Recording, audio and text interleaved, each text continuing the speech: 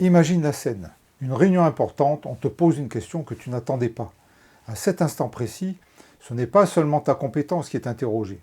À l'intérieur de toi, une mécanique invisible s'enclenche. Pourquoi certains gardent-ils leur calme alors que d'autres sentent une tension physique les envahir? Ce n'est pas qu'une question de caractère ou d'expérience, c'est ce qui se passe dans la boîte, la façon dont ton cerveau interprète, évalue et se positionne par rapport à lui-même. Pour bien comprendre cette mécanique intérieure, il faut d'abord définir ce qu'est l'estime de soi. Dans ma première vidéo, je vous ai proposé un défi simple mais exigeant, commencer à mieux observer et comprendre certains aspects du fonctionnement de notre psychisme, c'est-à-dire ce qui se passe dans notre tête au quotidien. Pas pour le contrôler, pas pour le forcer, mais pour apprendre à le connaître, à repérer ses automatismes et allez, soyons ambitieux, à ne plus en être totalement prisonniers. C'est un chemin progressif. Aujourd'hui, on va s'arrêter sur une notion centrale, souvent utilisée, souvent mal comprise, et pourtant déterminante dans notre quotidien, l'estime de soi, cette chose que j'ai évoquée dans ma précédente vidéo. Reprenons des situations très simples.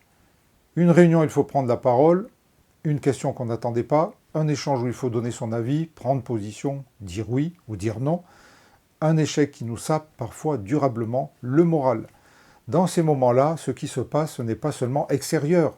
Il se passe aussi quelque chose à l'intérieur, une tension, une hésitation, un silence, une envie de parler ou au contraire de se taire. Parfois une réaction un peu excessive, parfois un regret après coup. Et ce qui est intéressant, c'est que face à une situation identique, les réactions peuvent être complètement différentes selon les personnes. Pourquoi ? Ce n'est pas uniquement une question de compétence, ce n'est pas seulement une question de caractère, et ce n'est pas non plus uniquement une question d'expérience. Entre ce qui se passe à l'extérieur et la réaction que nous avons, il y a toute une mécanique intérieure, et c'est dans ce système intérieur que l'estime de soi joue un rôle fondamental. Et ça, nous devons en parler. Mais avant tout, voyons qu'est-ce qui se passe dans la boîte. Quand une situation se présente, le cerveau ne se contente pas de simplement constater les faits. Il interprète, il évalue, il anticipe, il décide d'une action ou d'une inaction, il peut aussi fuir. Et surtout, il se positionne par rapport à soi-même, j'aurais presque envie de dire par rapport à lui-même. Et l'estime de soi dans tout ça.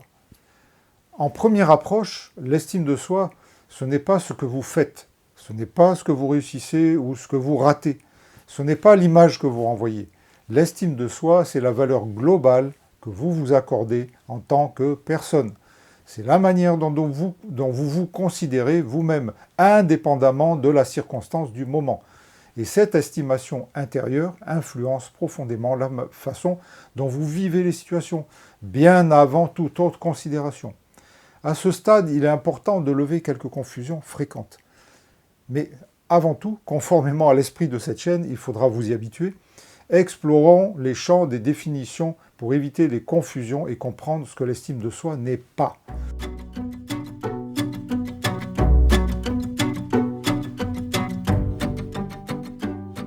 L'estime de soi n'est pas la confiance en soi. Suivez-moi bien. La confiance en soi est contextuelle, liée à une tâche, à un rôle. Elle est très variable selon les situations. On peut être très compétent dans un domaine, réussir objectivement, et pourtant se dévaloriser profondément en tant que personne. L'estime de soi, elle est globale et concerne la valeur qu'on s'accorde à soi-même. L'estime de soi, ce n'est pas de l'orgueil malsain ou de l'arrogance. Ces derniers, souvent assortis de mépris de l'autre, sont souvent une façade, une compensation, un mécanisme de protection, fréquemment le symptôme d'une estime de soi, au contraire fragile ou instable. L'estime de soi, ce n'est pas non plus une supériorité ou une infériorité par rapport aux autres. Il ne s'agit pas de se placer au-dessus ou en dessous, mais de se reconnaître comme ayant une valeur légitime au même titre que les autres. L'estime de soi n'est pas de l'égoïsme. Avoir de l'estime pour soi ne signifie pas se faire passer avant les autres ou ignorer leurs besoins, mais être capable de se respecter sans nier l'existence et la légitimité d'autrui. L'estime de soi, ce n'est pas non plus de l'égotisme. L'égotisme, c'est la tendance à se centrer excessivement sur soi, ses opinions, ses intérêts et à ramener fréquemment les échanges à sa propre personne. Cette tendance à se centrer excessivement sur soi s'apparente à ce que l'on appelle en psychologie un phénomène de centration, qui consiste à se focaliser sur un seul aspect d'une situation au détriment de l'ensemble du contexte. La centration est normale chez l'enfant en développement, mais si elle persiste à l'âge adulte, elle peut fausser l'appréciation des situations et générer à terme une fatigue relationnelle de l'entourage, voire un isolement progressif de la personne touchée par ce phénomène. A l'inverse, une estime de soi suffisamment solide permet justement de ne pas être constamment préoccupé par soi-même. Elle libère de la nécessité permanente de se justifier, de se comparer ou de se mettre en avant. L'estime de soi, ce n'est pas du narcissisme. Le narcissisme repose sur une focalisation excessive de l'image de soi et sur le besoin de reconnaissance extérieure. Le narcissisme peut être interprété comme une forme rigide et excessive de centration sur soi, ce qui traduit plutôt une estime de soi fragile, dépendant du regard des autres. L'estime de soi, au contraire, elle s'appuie sur une reconnaissance plus intérieure, plus stable et moins dépendante du regard des autres. Voilà, les termes sont posés. Cela devrait permettre d'éviter des confusions qui pourraient brouiller notre compréhension de nous-mêmes et fausser notre lecture de nos réactions au quotidien. De manière imagée, l'estime de soi, ce n'est pas être amoureux de son miroir. On pourrait la comparer à un système immunitaire psychologique. Quand il est fort, vous traversez les crises sans être terrassé. Quand il est faible, la moindre critique devient une infection. Comment l'estime de soi se manifeste concrètement ? L'estime de soi se repère rarement dans les grands discours. Elle se manifeste dans nos réactions au quotidien. Dans la façon dont nous parlons après une erreur, dans notre besoin ou non de nous justifier, dans notre capacité à tolérer une critique, dans notre réaction quand nous ne sommes pas d'accord. Ce sont souvent des petits indices, mais ils sont très révélateurs. Pour l'instant, je ne vous propose pas de changer quoi que ce soit, mais juste d'observer et de conscientiser progressivement le processus. Enfin, d'où vient la notion d'estime de soi ? La théorie de l'estime de soi ne sort pas d'un chapeau ou n'est pas un effet de mode de notre époque contemporaine. Ce n'est pas non plus une invention récente. Déjà, au XVIIIe siècle, Jean-Jacques Rousseau distinguait l'amour de soi qu'il considérait comme sain, de l'amour propre, plus fragile et dépendant du regard des autres.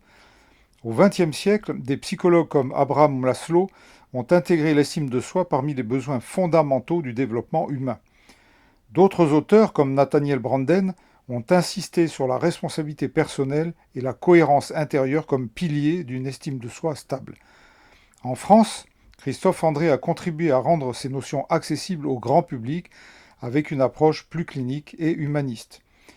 Ce que cela montre, c'est que la question de la valeur que l'on s'accorde traverse les siècles et les cultures. Ce n'est donc ni une mode, ni une formule magique. C'est une dimension structurante de notre rapport à nous-mêmes. Bref, l'estime de soi est aujourd'hui un vaste sujet avec des incidences dont on ne se doute parfois même pas et que nous explorerons au fil des vidéos ou des podcasts que je publierai. Comprendre la structure avant de chercher à agir sur le processus est une étape essentielle. Dans les prochaines vidéos, on verra comment se construit l'estime de soi pour en comprendre la mécanique. Et vous, dans quelle situation sentez-vous que votre estime de soi est mise à l'épreuve ? Dites-le moi en commentaire. Voilà pour cette vidéo. Si vous voulez me suivre et me soutenir dans ce travail, alors vous savez quoi faire. Abonnez-vous, un pouce vers le haut, je vous en remercie d'avance.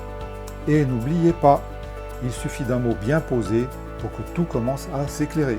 Je vous remercie pour votre attention et à la prochaine.